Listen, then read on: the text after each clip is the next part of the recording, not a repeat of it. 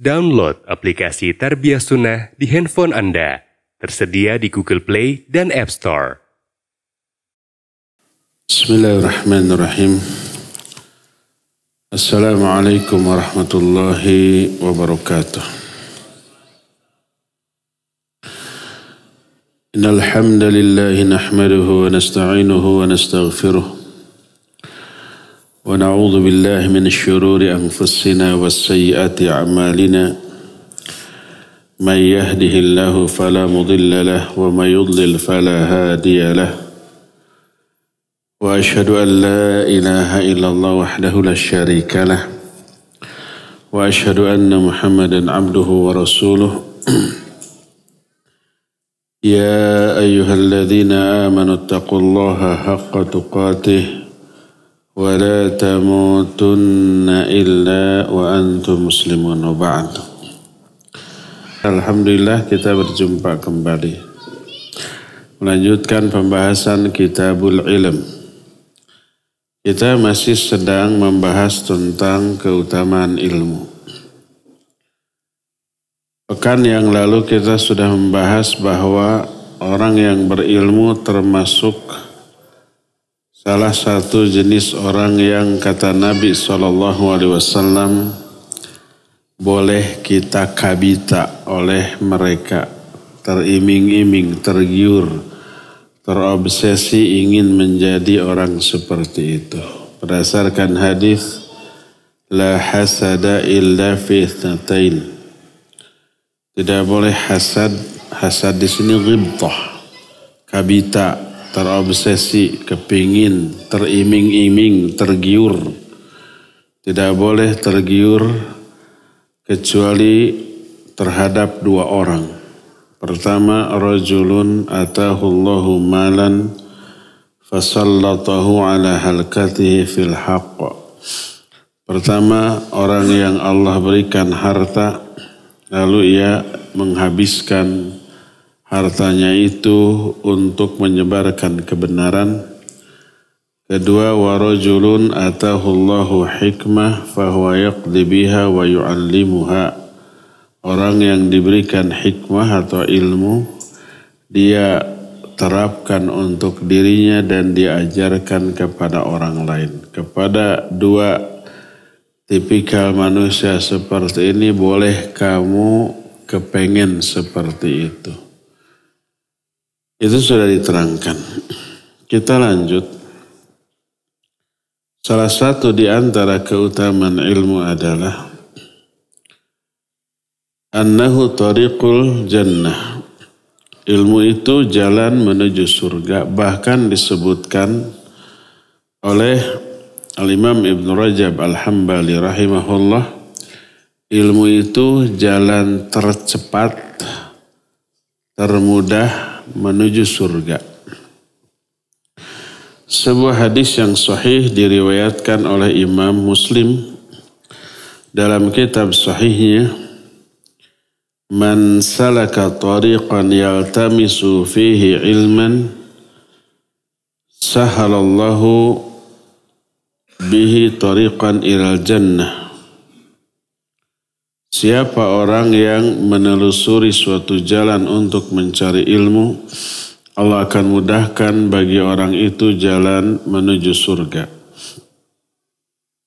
Yang dimaksud dengan menelusuri jalan, ada dua makna, disebut makna hakiki dan yang kedua makna majazi. Hakiki itu makna yang sebenarnya. Dalam bentuk dia berjalan dari rumah ke tempat dikajinya ilmu, baik di masjid atau di pondok pesantren, di madrasah, di sekolah atau dimanapun, baik dengan berjalan kaki ataupun dengan berkendaraan. Kendaraannya zaman baheula mah keledai, kuda atau onta. Zaman sekarang bisa sepeda, bisa motor, bisa mobil. Pokoknya menelusuri jalan bagaimanapun cara dia menempuh jalan itu baik berjalan atau berkendaraan. Itu makna hakiki. Kedua makna majazi. Dan ini diterangkan oleh Imam Ibn Rajab Al-Hambali rahimahullah. Adalah makna majazi dalam arti cara memperoleh ilmu. Baik dengan cara belajar dengan seorang guru duduk di halaqah seorang ustadz atau dengan membaca kitab atau dengan memurajaah, mengulang-ulang, menghafal pelajaran atau dengan cara menuliskan atau pada zaman Kiwari dengan cara browsing melalui internet, melalui hasil kemajuan teknologi, melalui video di YouTube, di Facebook, di Instagram atau media sosial lain, maka ini juga termasuk ke dalam hadis ini, man salaka tariqan yaltamisu fihi ilman. Siapa orang yang menelusuri satu jalan untuk mencari ilmu. Itulah yang dimaksud dengan menempuh jalan. Makna hadis ini Imam Ibn Rajab Al-Hambali dalam kitab Jami'ul Ulum wal Hikam menerangkan bahwa ada 4 makna yang terkandung di dalam hadis ini. Makna yang pertama, orang yang belajar ilmu, Allah akan mudahkan dia untuk memasuki surga. Dan ini bisa kita fahami dengan apa yang sudah pernah dijelaskan di pertemuan yang lalu. Orang yang berilmu itu sejak mulai dia belajar, lalu memahami dan mengulang-ulang, mengamalkannya, mengajarkannya, itu melahirkan pahala yang tidak ada hentinya. Pahala jariyah. Ketika belajar, pahala dapat, dosa berguguran. Ketika mengulang-ulang pelajaran, pahala dapat, dosa berguguran. Ketika mengamalkan dalam kehidupan kesehariannya, pahala dapat, dosa berguguran. Ketika mengajarkannya, pahala dapat, dosa juga berguguran. Setelah itu mungkin dia diam, dia tidur, atau bahkan dia mati, pahala itu tetap mengalir. Dan itu yang menjadi penyebab dia mudah untuk masih memasuki surga. Bukan sekedar mudah, tapi level surganya juga jauh lebih tinggi di atas rata-rata manusia. Allah berfirman, yarfa'illahu alladhina amanu minkum walladhina utul ilma darajat. Allah mengangkat orang-orang yang beriman di antara kalian dan berilmu beberapa derajat. Ayat ini surah Al-Mujadilah ayat 11 dikutip oleh Imam Bukhari dalam kitab Sahih Bukhari bab Fadlul Ilmi. Diterangkan oleh Imam Ibn Hajar Al-Asqalani ketika menerangkan ayat ini. Kata beliau, raf'atud darajat likasratis thawab. Ketinggian derajat orang itu disebabkan karena banyaknya pahala. Makin banyak pahala, makin tinggi derajat dia di surga. Sering saya terangkan, darajat dalam Quran, dalam hadis maknanya pahala. Seperti dalam ayat ini. Dalam hadis banyak. Nabi SAW menyatakan, kata beliau, innal mu'mina bihusni khuluqihi yudriku darajatas sawwamal qawwam. Hadis ini sahih dengan banyak jalur periwayatan. Maknanya sesungguhnya seorang mukmin, dalam riwayat lain innal muslimal musaddad. Seorang muslim yang musaddad. Musaddad itu simpel, sederhana. Dia tidak terlalu giat beribadah, hanya yang fardu saja. Yang sunnah seringkali ditinggalkan. Namanya musaddad. Seorang muslim yang musaddad bihusni khuluqihi, dengan kemuliaan akhlaknya, yudriku darajatas sawwamal qawam, dia akan mampu meraih derajat ahli saum dan ahli tahajud. Makna meraih derajat artinya meraih pahala. Pahalanya akan sama dengan ahli saum, ahli tahajud. Sawam itu terus-terusan saumnya. Qawam itu terus-terusan tahajudnya. Kebanyakan pahalanya banyak. Pahala sebanyak itu mampu diraih oleh seorang muslim yang tidak tahajud dan tidak saum asal akhlaknya mulia.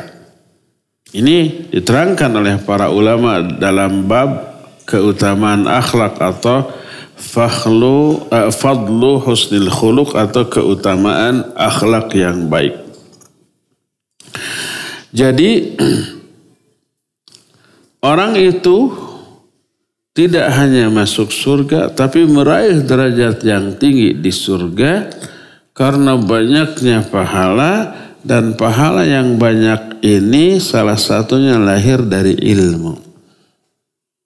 Ilmu menghasilkan pahala dari seluruh tahapan proses, mulai proses belajar, menghafal, mengulang-ulang hafalan, mengamalkannya, mengajarkannya. Setelah itu semua selesai mati, pahala masih tetap mengalir. Ini makna yang pertama dari hadis ini. Makna yang kedua kata Imam Ibn Rajab. Beliau menyatakan talabul ilmi sababun lihusulil hidayah wa hadhil hidayah yusilu sahibahu ilal jannah. Yang kedua, menuntut ilmu itu termasuk salah satu sebab teraihnya hidayah. Dan hidayah inilah yang menghantarkan seseorang ke surga. Karena apa? Karena dengan hidayah orang beribadah secara benar dan berkualitas. Benar aspek lahirnya, aspek batinnya. Aspek lahirnya ya keikhlasan, ya kekhusyuan kalau ibadah itu mengharuskan kekhusyuan. Ya juga mutabaahnya dan seterusnya. Dari seluruh aspek hidayah membuat orang benar dan berkualitas ibadahnya. Dan karena itulah maka orang tersebut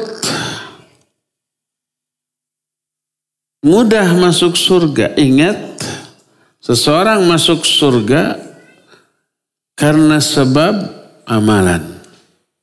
Sebagaimana banyak firman Allah Azza wa Jalla, jazaa'an bima kanu ya'malun. Surga itu sebagai balasan karena sebab amal-amal yang kamu lakukan. Karena sebab amal-amal yang mereka lakukan. Di dalam ayat ini disebut dalam ilmu balaghah dengan bi sababiyah. Bima kanu ya'malun. Jadi amalah yang menjadi penyebab orang itu masuk ke dalam surga. Adapun hadis yang dikatakan oleh Nabi SAW, la yadkhulu al-jannata ahadun bi amalihi. Seseorang tidak bisa masuk surga karena amalnya. Ini terjemahan yang salah, bukan tidak bisa masuk surga karena amalnya. Tapi dia tidak masuk surga yang dianggap surga itu sebagai balasan atas amalnya. Imam Ibnu Qayyim rahimahullah dalam kitab Ad-Da' wa Dawa juga diterangkan dalam kitab yang waktu Ramadan kemarin kita bahas, Miftahud Daris Sa'adah. Beliau menerangkan antara ayat dengan hadis ini seperti bertolak belakang, padahal tidak. Karena huruf bi di dalam ayat bima kanu ya'malun, bi di sana bi sababiyah. Adapun hadis yang menyatakan la yadkhulul jannata ahadun bi amalihi, bi di dalam hadis ini disebut bi lil muqabalah. Makna muqabalah balasan, upah, balasan. Yang di ayat sebab, yang ini balasan. Surga bukan balasan atas amal. Karena tidak sebanding, amalnya enggak seberapa, balasannya surga. Saya sering menjelaskan, sama dengan pangnyapukeun teras 2 kali 3. Nih dikasih uang 1 triliun. Sepadan apa tidak? Tidak. Nyapu 2 kali 3 mah semenit juga enggaknya. Sambil perem juga bisa. Enggak lelah, enggak capek, enggak berat, enggak ngos-ngosan, enggak tipe pereket, enggak tipe bergeg. Dikasih upah 1 triliun. Itu bukan upah, bukan balasan. Tapi menyapu itu menjadi sebab dia dapat 1 triliun. Kalau nggak nyapu nggak dikasih. Oleh karena itu menyapu menjadi sebab dia dapat 1 triliun. Tapi 1 triliun itu bukan upah atas menyapunya. Nggak layak. Lalu apa tuh? Itu mah hanya kadedeh yang nyuruh aja kepada dia. Ya. Bukan upah. Mana ada upah nyapu 1 triliun. Jangankan nyapu segitu, ya di RUT juga nggak akan ada yang gajinya 1 triliun. Nah, begitu juga surga bukan upah atas amalan, nggak layak, amalan nggak seberapa dibalas dengan surga. Tapi amalan ini menjadi penyebab orang itu masuk ke dalam surga. Ya, amalan kita mah jangankan untuk dibalas dengan surga. Untuk membalas nikmat yang Allah berikan kepada kita seumur hidup juga itu nggak akan terbalasnya. Kalau kata Allah umpamanya oksigen yang kamu hisap 24 jam sehari semalam harus kamu bayar dengan sholat. Sholatnya sholat seperti kita. Nggak akan kebayar dengan sholat kita. Nikmat oksigen saja itu teh. Tah jantung yang Allah berikan kepada kita bayar dengan saum kita. Seumur hidup saum kita belum tentu layak dipakai membayar harga jantung kita. Kalau nikmat Allah nggak terhitung. Wa in ta'uddu ni'matallahi la tuhsuha. Jadi surga bukan upah atas amalan. Tapi amalan menjadi sebab orang itu masuk ke dalam surga. Terkompromikanlah 2 keterangan ayat dan hadis tadi.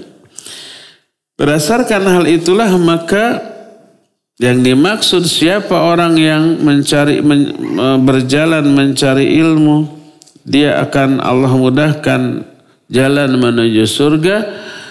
Maknanya Allah akan memberikan hidayah. Dengan hidayah itu beriman, beramal soleh. Itu yang menyebabkan Allah mudahkan orang itu masuk ke dalam surga. Ini makna yang kedua. Makna yang ketiga. Kata Imam Ibnu Rajab Al-Hambali dalam kitab Jamil Ulum Al-Hikam, talabul ilm yusilu sahibahu ilal ulumil ukhar. Menuntut satu ilmu akan mengantarkan orang itu untuk sampai kepada ilmu yang lain. Satu ilmu menjadi alat untuk bisa menggali ilmu yang lain.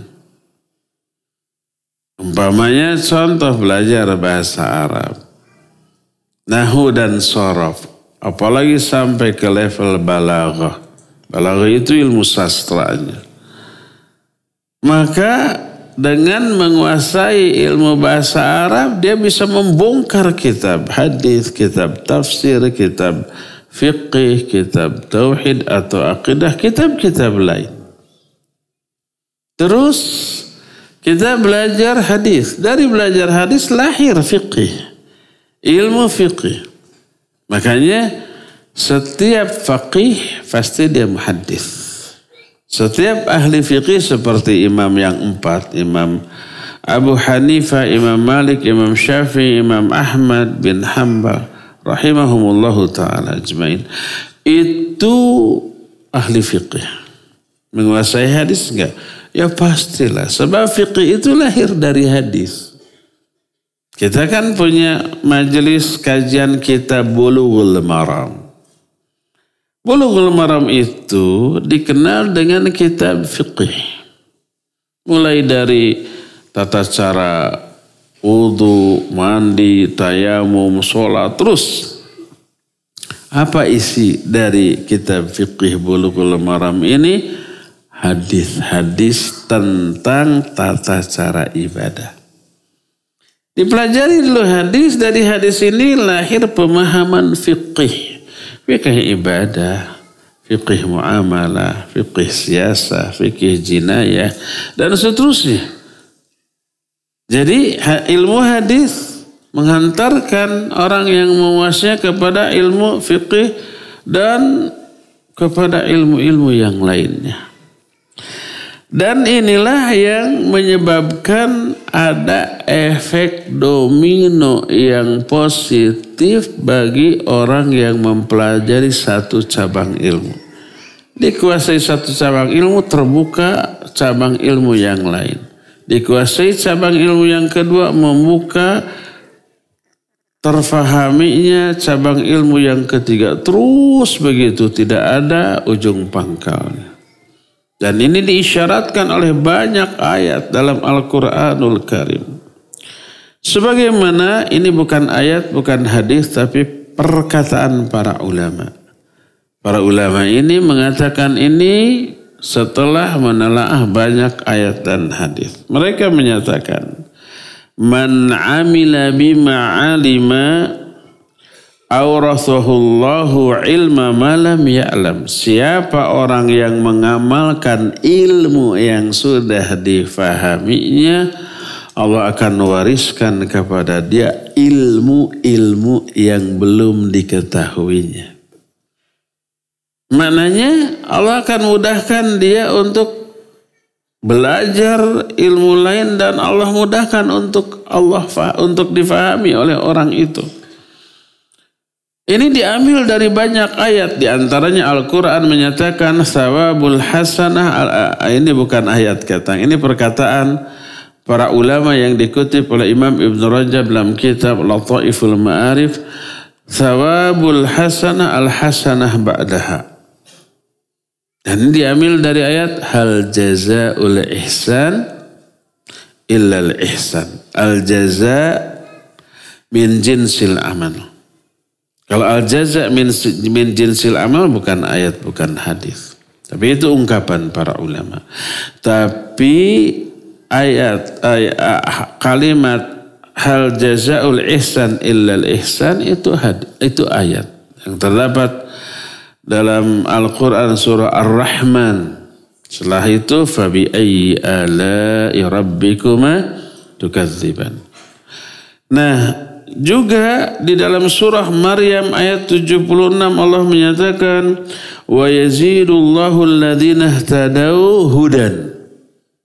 Kata Allah, Allah akan menambah kepada orang-orang yang memahami atau mengamalkan petunjuk, Allah akan tambah hidayah kepada mereka.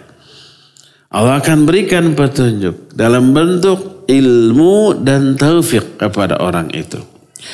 Juga dalam surah Muhammad ayat 17 Allah menyatakan walladzina ihtadau zadahum huda wa atahum taqwahum. Orang-orang yang mengamalkan petunjuk Allah pasti difahami dulu sebelum diamalkan.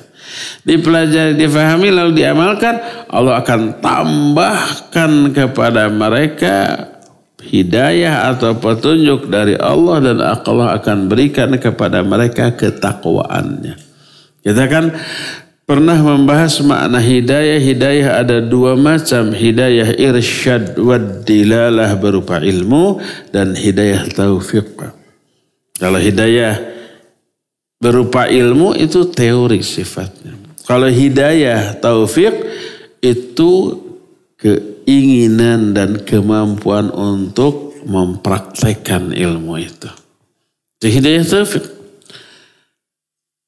Kalau ayat menyatakan Allah beri hidayah, maknanya kedua-duanya.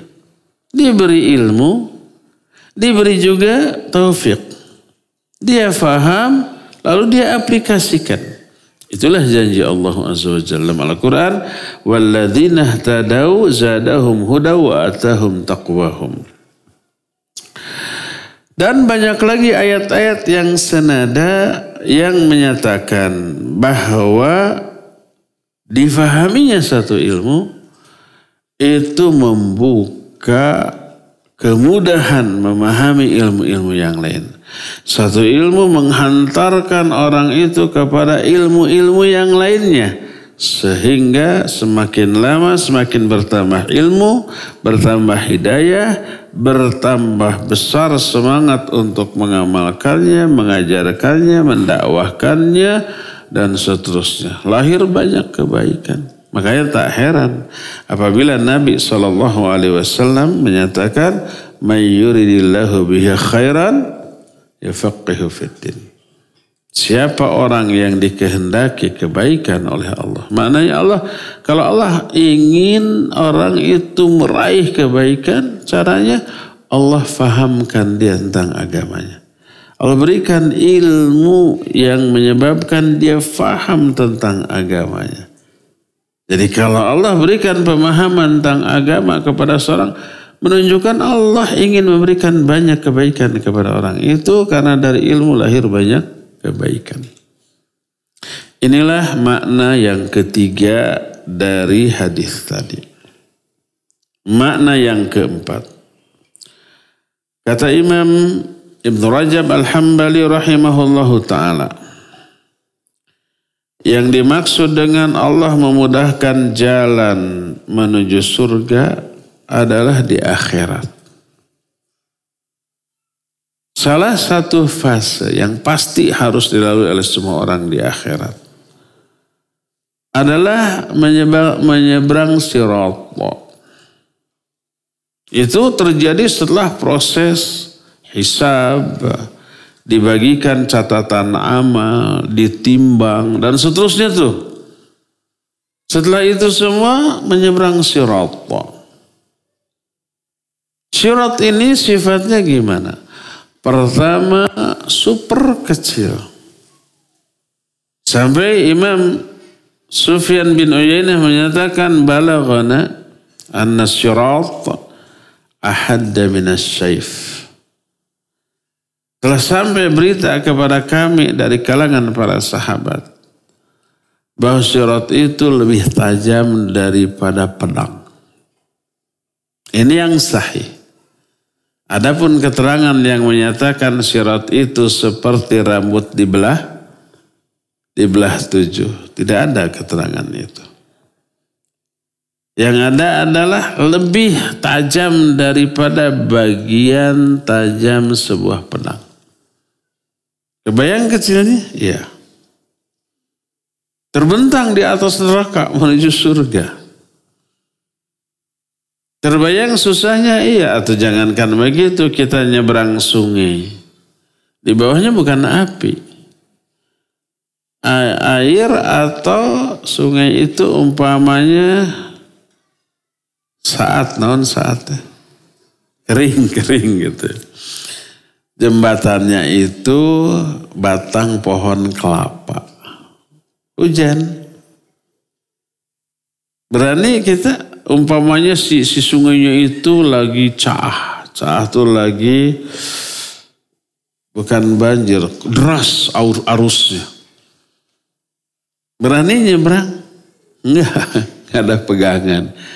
Padahal sebesar batang kelapa. Dan hanya mungkin 10 meter. Di bawahnya air bukan api. Sirat di akhirat pertama jauhnya tidak dijelaskan sebagaimana jauhnya. Yang jelas neraka itu lebarnya luar biasa. Yang menyebabkan bahwa kapasitas neraka luar biasa. Bayangkan besarnya neraka. Dan besarnya neraka mengisyaratkan panjang, lebar, dan dalamnya itu. Diterangkan dalam banyak keterangan baik ayat ataupun hadis. Di antaranya matahari dan bulan yang segitu gedenya juga dimasukkan ke dalam neraka. Masuk tuh.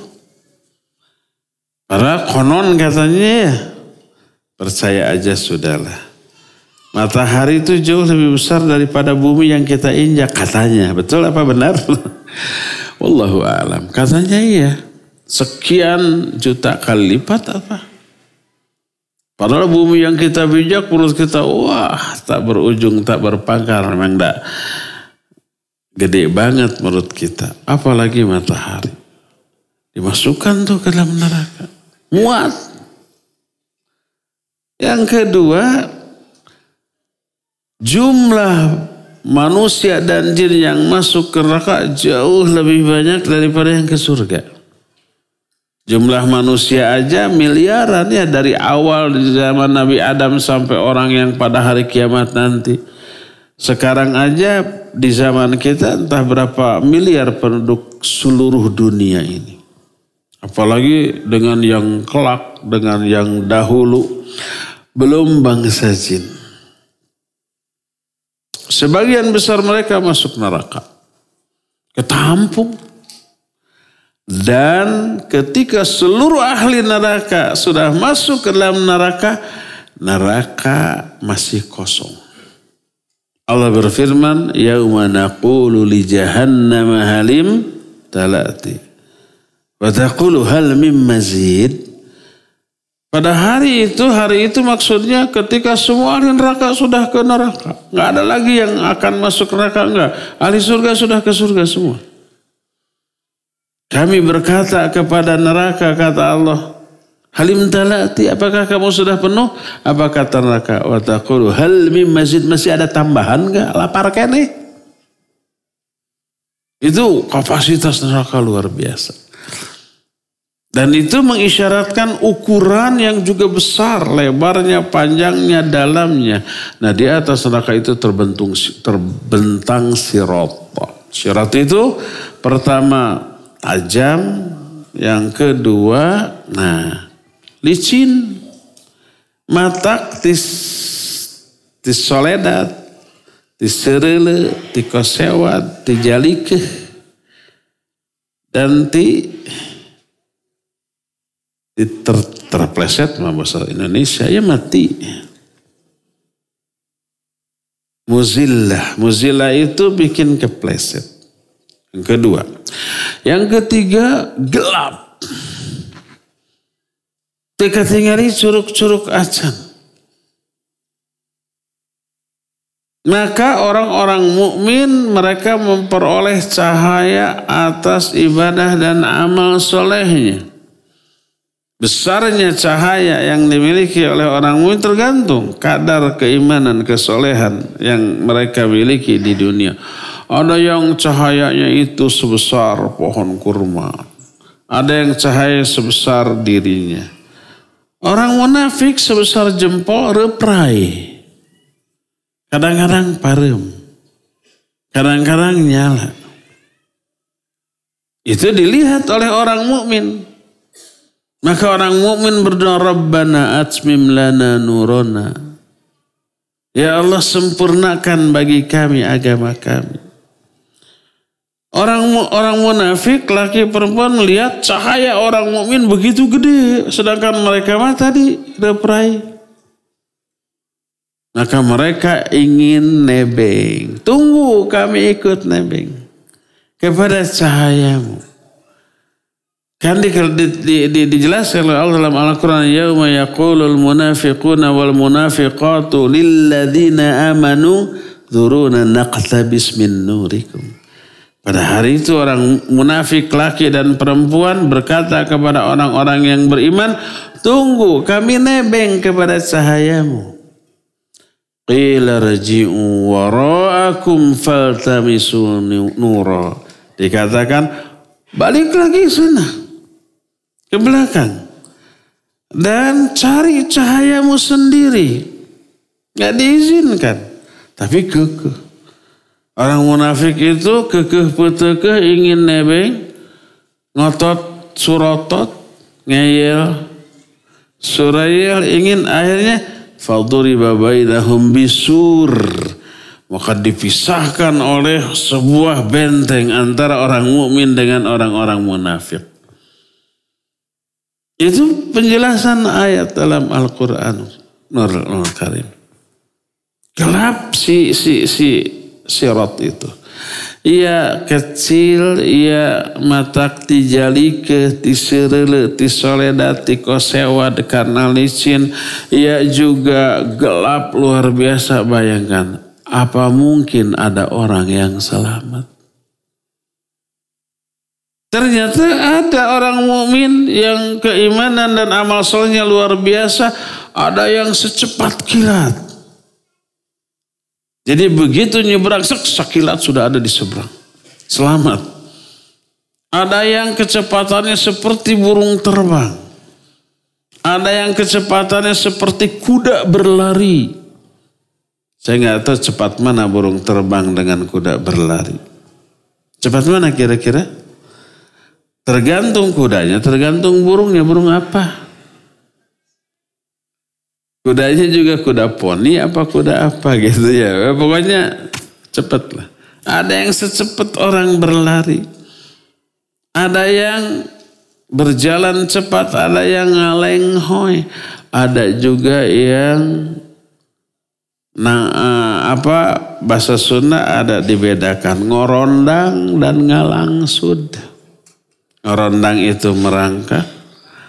Ngalangsud itu apa? Ngesot kayak suster. Ada yang berhasil hampir sampai tiba-tiba digurubak masuk ke dalam neraka. Dan selain sudah susah, ya kecil, ya gelap, ya licin, dari dalam neraka muncul besi-besi yang hidup dengan ada kait di ujungnya mengait orang yang sedang nyebrang di atas sirat tadi. Tidak ada itu aja sudah susah ya enggak? Sampai ada yang rangsak teh yang sobek-sobek. Ada yang orang sobek tapi tidak dijuralit, kait tidak dikosewad. Terkait lagi tidak dijadi tahan sampai tiba ke seberang dalam keadaan koyak. Alhamdulillah saya orang yang paling beruntung di dunia. Karena selamat dari ini. Padahal sebelum dia sudah ada yang sekilat-sekilat itu.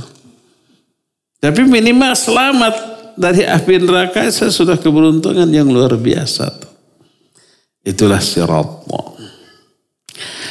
Bagaimana caranya agar kita mudah menyeberangi sirat dengan secepat mungkin, seaman mungkin? Ini salah satunya adalah ilmu. Dan itu yang dimaksud dengan man salaka tariqan yaltamisu fi ilman sahalallahu lahu bihi tariqan ilal jannah. Siapa orang yang menelusuri suatu jalan untuk mencari ilmu, Allah akan mudahkan dia jalan menuju surga. Artinya Allah akan mudahkan ketika menyeberang sirat di atas neraka menuju surga.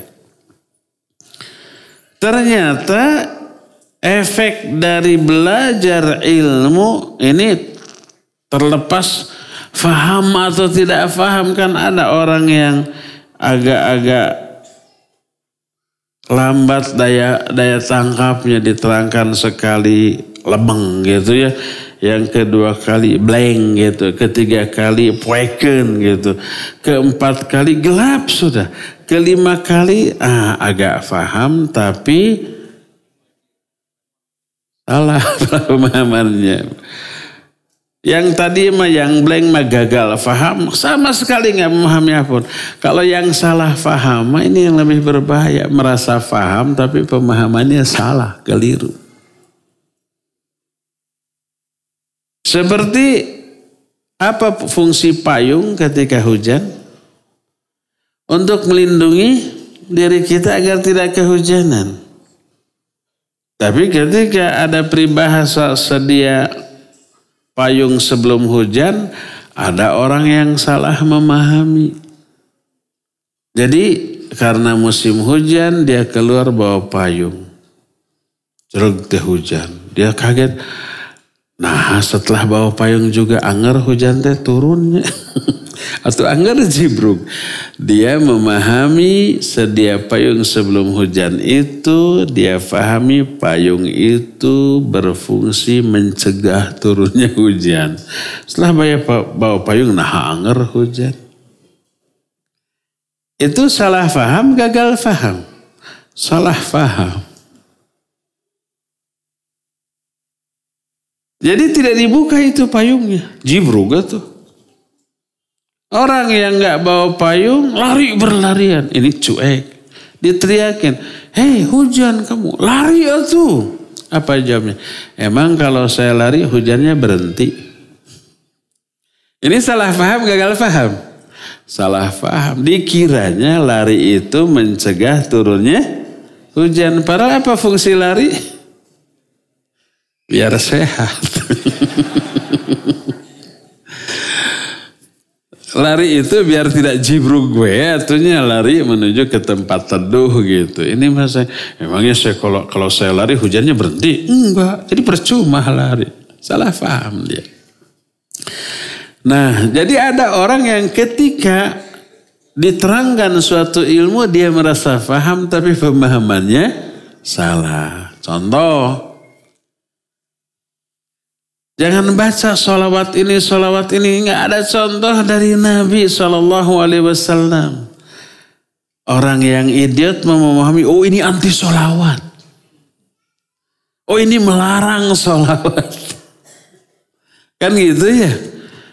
Itu salah paham, gagal paham. Salah paham. Yang kita larang adalah melakukan kesalahan dalam bersolawat. Bukan melarang solawatnya. Silakan solawat, tapi yang benar. Gimana yang benar? Ambil solawat yang dicontohkan oleh Nabi SAW. Kita katakan jangan berdoa ke kuburan. Jangan minta-minta ke penghuni kubur. Difahami anti ziarah kubur. Ini salah faham atau gagal faham? Salah faham. Terus yang benar gimana? Silakan ziarah kubur itu bagus ibadah. Cuma berdoalah kepada Allah memintakan ampunan bagi si penghuni kubur. Bukan minta wahai mbah, kasih saya jodoh 25. Wahai mbak, rizki saya tolong lancarkan.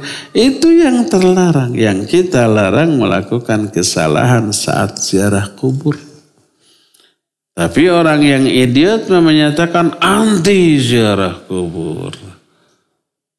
Nah ini contoh. Jadi banyak orang yang ketika belajar belum tentu paham, blank. Tapi yang blank ini, yang gagal paham ini agak mending. Dia tidak berbahaya. Hanya bingung, gak paham. Tapi gak ngomong. Gak mempengaruhi orang lain. Yang bahayanya merasa paham, pemahamannya salah, ngomong ke orang, mempengaruhi orang lain. Ini yang menularkan kekeliruan di kalangan umat. Jadi mau faham mau tidak, dengan kedatangan orang itu ke majelis ilmu itu sudah ada poin tersendiri, ada pahala, ada ampunan, ada doa malaikat. Terkena jaminan hadis, siapa orang yang menelusuri suatu jalan untuk mencari ilmu, Allah akan mudahkan dia jalan menuju surga. Artinya nanti di akhirat Allah mudahkan ketika menyeberang sirat. Itulah makna yang keempat dari hadis itu yang diterangkan oleh Imam Ibn Rajab Al-Hambali rahimahullah. Jadi ilmu merupakan jalan menuju ke surga dengan 4 makna seperti yang diterangkan tadi. Ya, cukup ya sampai di sini saja, dan kita masih punya sisa waktu untuk bertanya jawab. Apabila ada pertanyaan, dipersilakan untuk bertanya. Wassallallahu ala nabiyina Muhammadin wa ala alihi wa ashabihi wasallam. Silakan. Pertanyaan pertama. Assalamualaikum warahmatullahi wabarakatuh. Waalaikumsalam warahmatullahi wabarakatuh. Semoga Allah senantiasa menjaga antum Ustaz. Amin. Jamaah nggak didoakan ya. Punten. Afan, Ustaz ana mau tanya, berdosakah kita jika meninggalkan ibu di kampung sendirian? Karena ana di kampung malah futur, jauh dari kajian ilmu. Namun sejauh ini ibu ana rumahnya berdekatan dengan adik ana. Ana anak laki-laki satu-satunya dari 2 bersaudara. Mohon nasihat, dan baru saja ditinggal meninggal oleh ayah saya. Allah yarham. Semoga Allah merahmati ayah yang baru meninggal. Kalau ibu ridho, bahkan menyuruh, kamu coba ke Bandung saja, cari kerja, cari ilmu, dan lebih maslahat ke ibu. Bisa mengirim uang, bisa menjadikan anak jadi lebih baik, lebih soleh, lebih perhatian ke ibu. Karena ada pembinaan, ada kajian. Sebaliknya kalau di kampung jadi beban.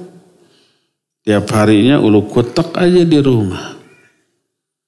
Tidak menghasilkan uang, ilmu juga tadi futur, ibadah menurun, birrul walidain menurun. Ibu lebih suka kita berangkat ke Bandung, gak masalah. Tapi kalau umpamanya ibu keberatan, kita temani ibu di sini. Temani saja di sana. Tapi untuk mengatasi futur dan seterusnya ya antisipasi.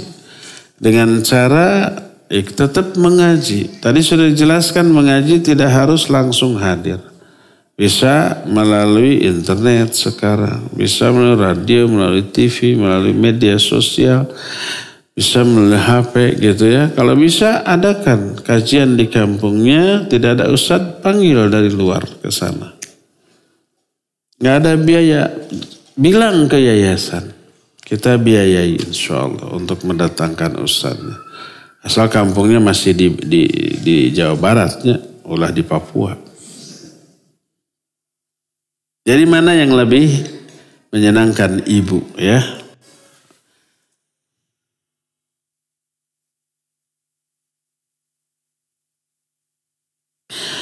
Semoga ustadz dan jamaah kajian selalu dalam lindungan Allah Azza wa Jalla. Krunya tidak didoakan. Bagaimana fenomena muamalah dengan yang sudah ngaji itu? Banyak juga yang kurang baik Ustaz. Baik adab dan akhlaknya. Terkadang ana merasa orang awam lebih baik adab dan akhlaknya. Ya ini yang sering saya bilang, dan banyak keluhan. Japri ada di kajian seperti ada pengaduan seperti ini. Ingat ikhwan, ilmu itu hanya alat. Alat untuk meraih sesuatu. Untuk meraih suatu tujuan. Apa tujuan? Tujuannya amal. Agar amalnya benar, ikhlas, banyak. Dan itu tidak bisa diaplikasikan kecuali melalui ilmu. Tanpa ilmu beramal dengan kebodohan bisa salah, bisa keliru. dan kurang termotivasi gitu ya, akhirnya ditolak. Jadi tujuan utama diturunkannya agama dalam bentuk Al-Quran dan As-Sunnah untuk diaplikasikan, untuk diamalkan. Bentuk pengamalan ilmu adalah kemuliaan akhlak. Kita belajar tauhid, setelah diaplikasikan akhlaknya mulia. Man kana yu'minu billahi wal yawmil akhir falyaqul khairan aw liyasmut. Itu akhlak. Orang yang beriman kepada Allah dan hari akhir ini tauhid. Hendaklah bicara baik atau diam, itu akhlak. Hendaklah memuliakan tetangga, hendaklah memuliakan tamu, itu akhlak. Itu buah yang nyata dari akidah, dari tauhid, dari ibadah, akhlak. Termasuk buah nyata dari ilmu. Kan ilmu mengajarkan kita ramah. Ilmu mengajarkan kita ini menyenangkan hati orang lain. Ilmu mengajarkan kita ini gak boleh menyakiti orang lain. Gak boleh bikin sumpek orang lain. Bahkan disebut ahabul a'mal ilallah sururun tudkhiluhu ala qalbil muslim. Amal yang paling Allah cintai itu adalah memasukkan kebahagiaan, kesenangan pada diri orang lain. Ketika ini tidak diaplikasikan, pasti ada masalah. Ada orang tersinggung, ada orang sakit hati, ada orang yang merasa tidak nyaman karena tidak teraplikasikannya ilmu.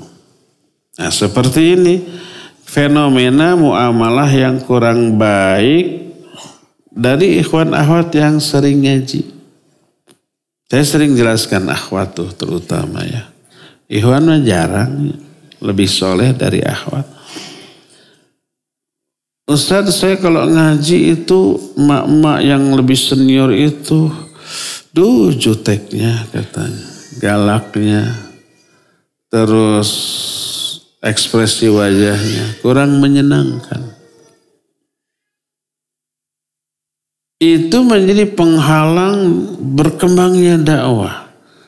Akhwat yang masuk pertama kali lihat akhwat-akhwat senior yang jadi panitia, jutek-jutek, judes-judes, galak-galak. Itu ngaji pertama dan terakhir bagi dia. Nanti minggu depan, malas. Ada si emak etata. Saya sering jelaskan. Akhwat, tolong buat suasana yang nyaman terutama bagi akhwat yang baru ngaji. Baru ngaji itu kelihatan wajahnya baru melihat, dandanan juga gaul gitu ya, modis gitu ya. Kadang-kadang menor gitu, kadang-kadang sebelum ngaji ke salon dulu gitu kan. Tahap awal gak masalah, jangan sampai pas datang dihardik, kamu mau ngaji mau dugem gitu. Ya kabur dia. Nyamankan dulu, sambut, ukhti, alhamdulillah apa kabar? Selamat datang, silakan. Tanya dari mana, namanya siapa. Dia sudah nyaman dengan sendirinya. Emak-emak itu penampilannya serem kayak ninja. Tapi sikapnya enak ya. Akhirnya dia punya asumsi setiap yang bercadar ramah. Setiap yang bercadar baik, perhatian, menyenangkan. Pas di jalan ketemu yang bercadar, disambut, Assalamualaikum, Ummu apa kabar? Dan ternyata dia ramah, benar kan? Tuh gitu. Akhirnya dia merasa betah di lingkungan yang di sana ada akhwat bercadar. Karena sikapnya pasti menenangkan, menyenangkan, dan membuat kita nyaman. Apa yang terjadi? Dia akan ngomong ke orang lain. Ngaji di sana, menyenangkan. Ini jahungkul. Iya betul penampilan, tapi coba. Sikapnya menyenangkan lah. Saya begitu datang dikasih tuh air mineral. Ditawari mau comro, mau bala-bala. Pokoknya semua yang goreng-goreng ditawari. Dijamin atuh. Besok ngeburudul membawa SART. Jadi peran ikhwan akhwat yang senior besar untuk pengembangan dakwah. Sejauh mana mereka bisa membuat nyaman jamaah yang baru, ya. Tunjukkan akhlak yang baik, ikhwan dan akhwat.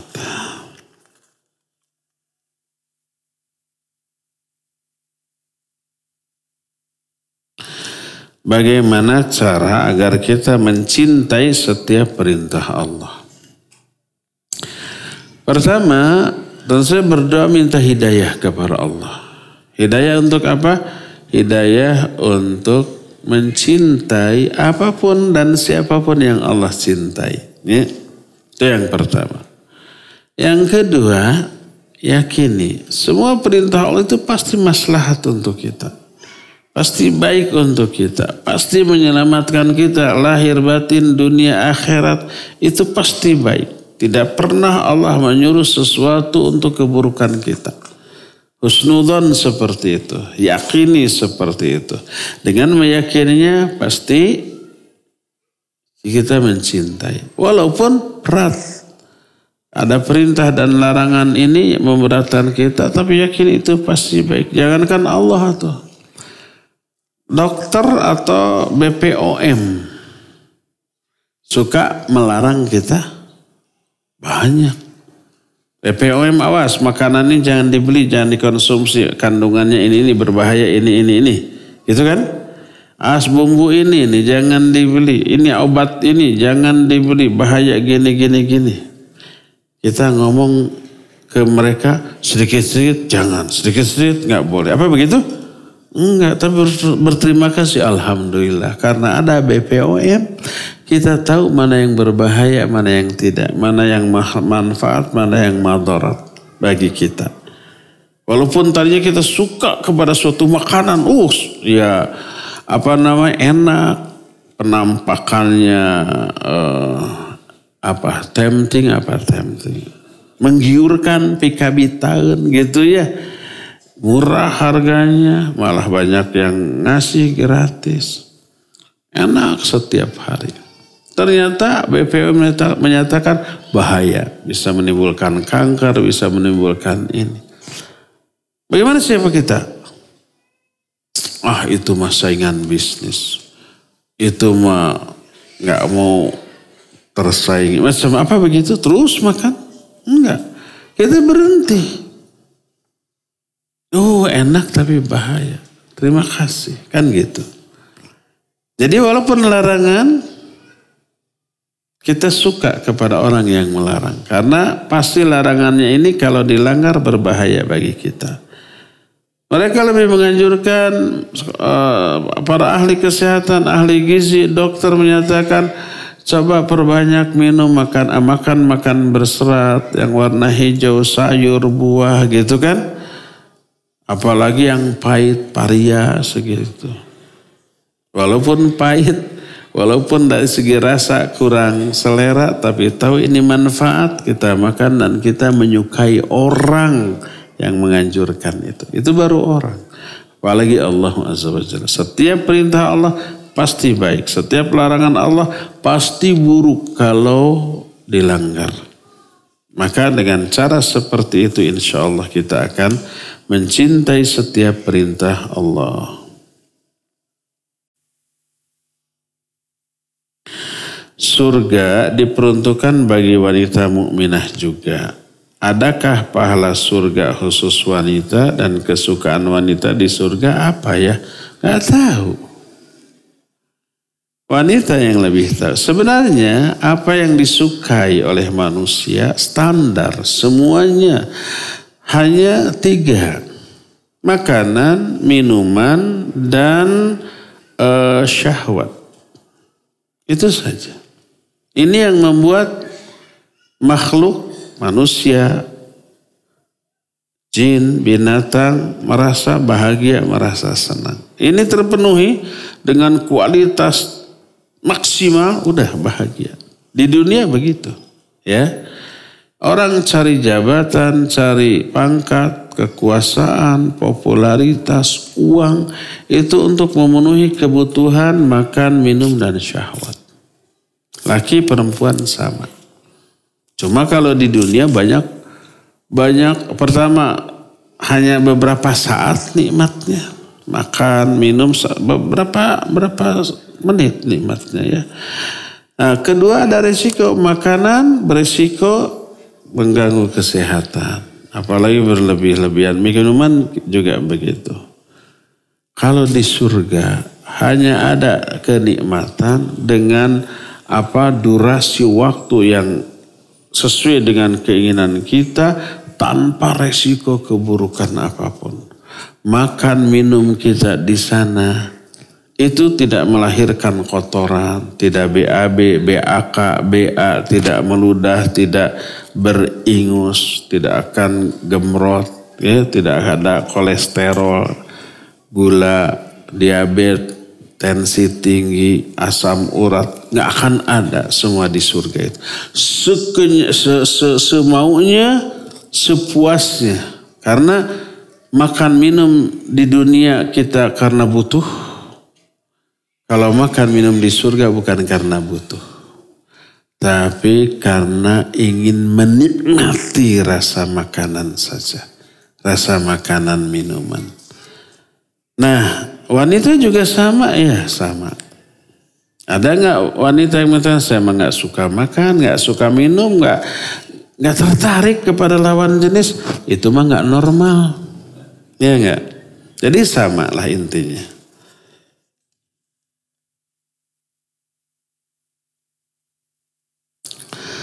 Bagaimana jika ada seorang yang suka minta-minta berupa bahan makanan? Sedangkan orang itu sudah mengenal sunnah. Bagaimana sikap saya seharusnya atau cara menasihati? Apakah boleh saya bersedekah kepadanya karena dia sangat kekurangan? Kalau dia minta itu karena ada uzur yang menyebabkan secara syar'i dia boleh meminta, ya kasih. Umpama orang itu bangkrut, orang itu sakit, orang itu bukan karena malas, karena kondisi. Cari kerja susah, atau dia cacat, atau sudah tua. Tidak ada yang menafkahi, ya kita kasih. Dari zakat, dari infak, dari sedekah, bantu. Bukan hanya bahan makanan, makanannya atau uangnya, pakaiannya, silakan. Kecuali kalau dia mintanya untuk memperkaya diri, dia punya apa yang dia butuhkan, tapi masih minta. Nah ini jangan. Dia masih bisa bekerja dan gampang bagi dia bekerja, tapi malas. Cuma kerjanya minta. Nah ini yang jangan. Ini minta yang tercela tadi ya. Apakah ustadz ini boleh anak ambil ilmunya dan anak boleh ada di majelisnya?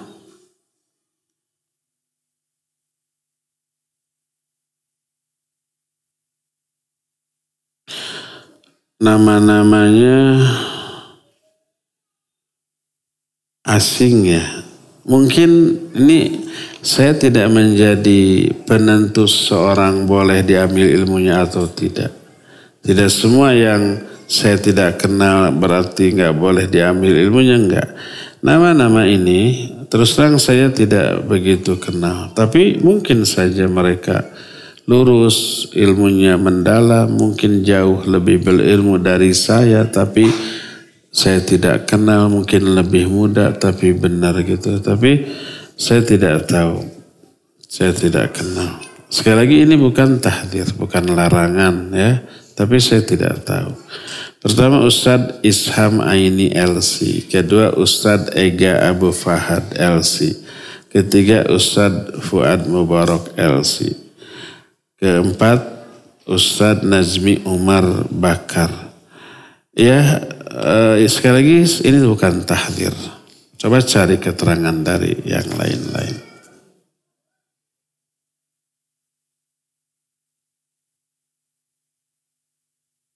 Ustadz ada titipan pertanyaan dari teman.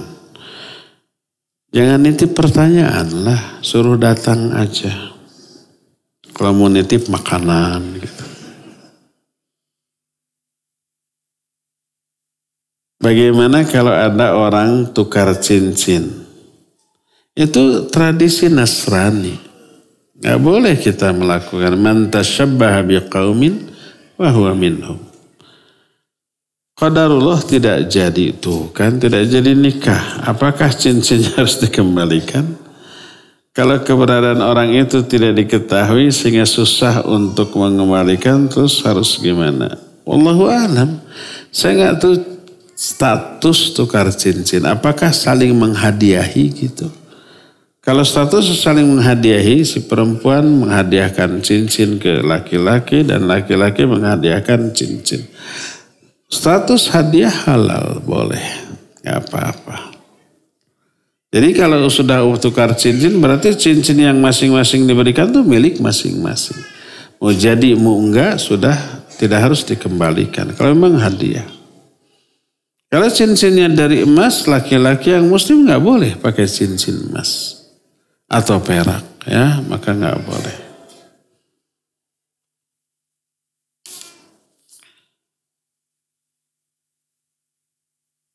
Terakhir, ada yang mengatakan bahwa surah Yasin itu hatinya Al-Quran. Apakah sahih?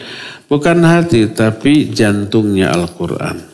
Ya, iya benar ada hadis itu dan ini salah satu di antara keutamaan surah Yasin. Masing-masing surah dalam Al-Quran ada keutamaan-keutamaan. Karena semua ayat Al-Quran itu utama. Dengan keutamaan yang oleh Nabi dispesialisasikan keutamaan khusus gitu. Yang tidak dimiliki oleh surat atau ayat lain. Ya.